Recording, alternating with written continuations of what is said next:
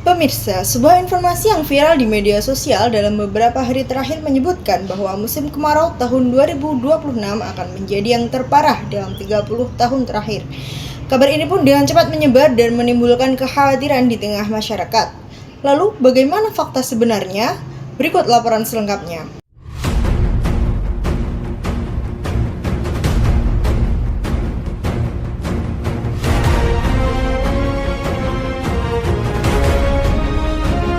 Kemarau terpanjang dan terkering. BMKG menginformasikan kalau kita akan menjalani kemarau terpanjang dan terkering sejak 30 tahun terakhir, Mas. Ya, ini tahun 2026 ini dihimbau di musim kemarau ini warga untuk menghindari paparan sinar matahari langsung antara jam 11 siang sampai jam 3 sore untuk menghindari resiko penyakit dan lain-lain. Informasi tersebut beredar luas melalui berbagai platform digital, mulai dari pesan berantai hingga unggahan di media sosial. Narasi yang disampaikan menyebutkan bahwa Indonesia akan menghadapi kekeringan ekstrim yang berdampak besar pada berbagai sektor kehidupan.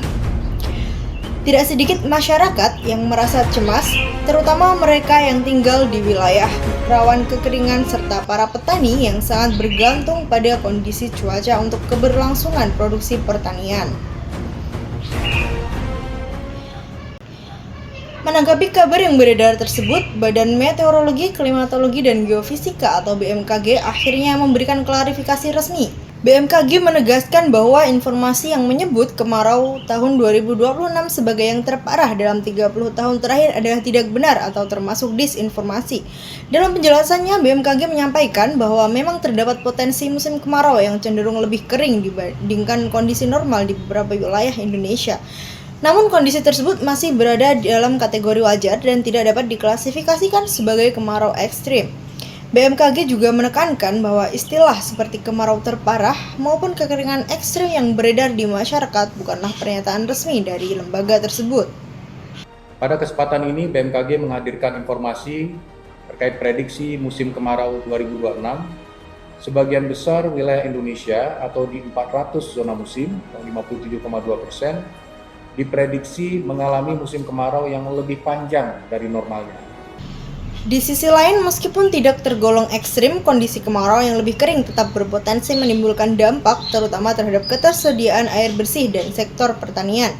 Para petani diimbau untuk mulai melakukan langkah antisipasi sejak dini, seperti mengatur pola tanam, memilih jenis tanaman yang lebih tahan terhadap kekeringan, serta melakukan pengelolaan air secara efisien.